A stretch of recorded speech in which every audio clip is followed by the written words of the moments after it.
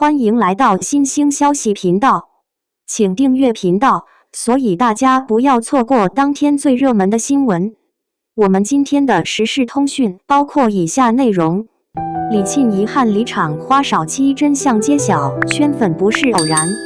电视剧里有花儿与少年，现实中有人间清醒，而把这两者热辣结合的招牌就是花少期。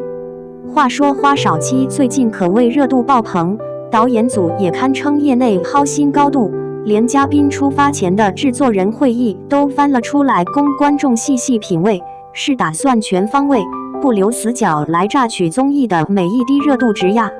而正是这一份会议记录让我们开了眼，这7位嘉宾确实一个比一个精准，简直妥妥的将角色发挥到了极致。今天就让我们好好聊聊这场华丽的冒险，以及大家在背后默默薅羊毛的导演组。老实说，选择嘉宾这种事在综艺节目里可是个技术活，选不好就容易一锅乱炖，选得精准才能熬出人间美味。从这次公布的会议记录来，每个人都从自己的角色出发，埋伏了各自的期待，而旅行中的表现也铿锵有力地印证了这种未卜先知。老大姐那英，人家可是带着看不同的风景，掌控大方向的目标来的，一上电视就化身气场掌控者，果然树风流人物还得看姐。再看陈数，他那爱做计划怕被误解的性格在会议中清清楚楚写明白了，果然在旅途中身体素质拖后腿，冷脸也是冷的晶晶剔透，大家还真就理解他，包容他，妥妥的计划陈没跑了。其他几位也没闲着，龚俊成功化身导演第一站，妥妥落了个长袖善舞的大男孩人设。张晚意随意洒脱，跟那自由流浪的个性匹配的绝了。而张雅琪呢，小妹妹动若脱兔，静若白菜，综艺天赋亮得招人稀罕。这会你就知道导演的眼光没在嘉宾选择环节瞎晃荡，人家是真有货。但人性最大的魅力就在于槽点和闪光点忠实并存，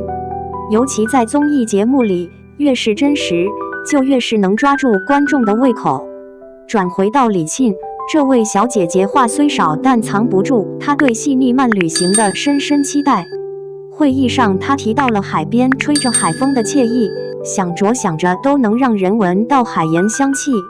但事实证明，团队的节奏偏紧，这种田园诗般的慢节奏暂时还没机会兑现。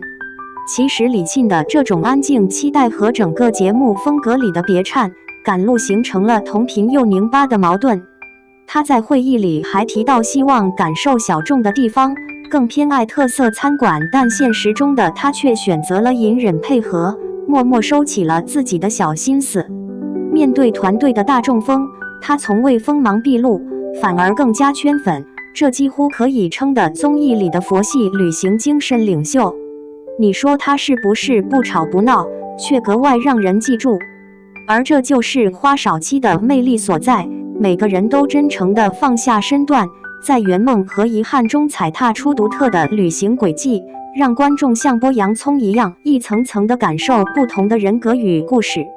然而综艺节目最不缺的就是反差和暗流，看上去风平浪静的旅行，其实每一步都暗藏伏击关卡。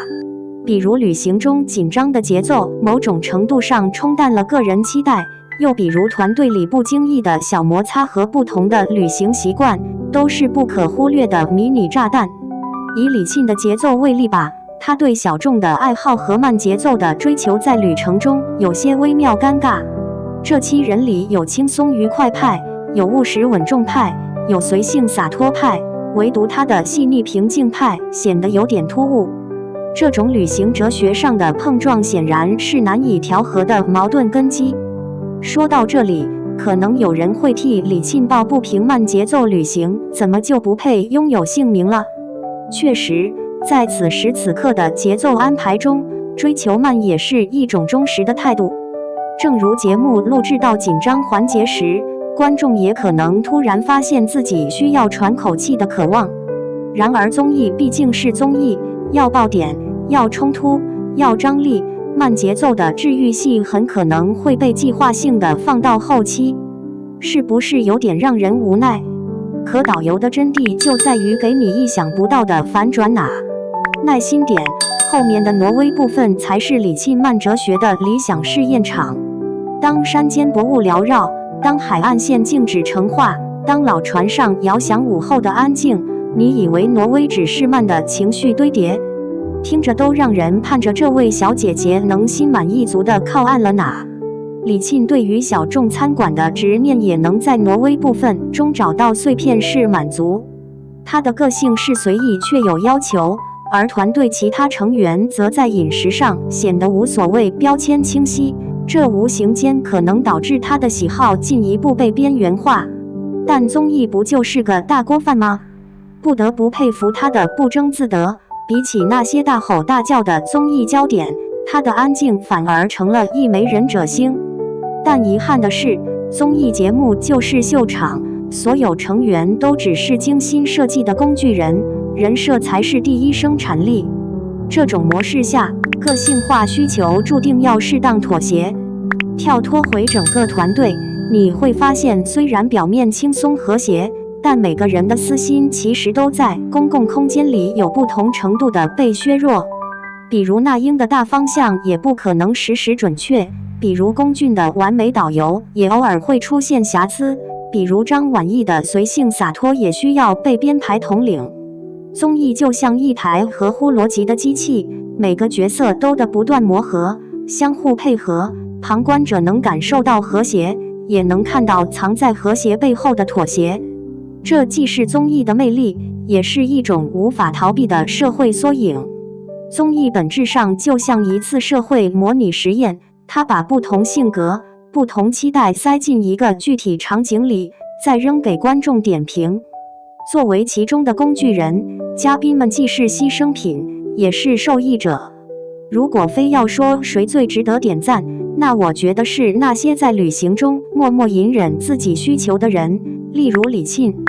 他没有快节奏旅行的快活，也没有冒险心态的激动，但他却甘愿为了团队而牺牲部分自己的期待。这种平静的力量在综艺之外，也许更值得观众反思。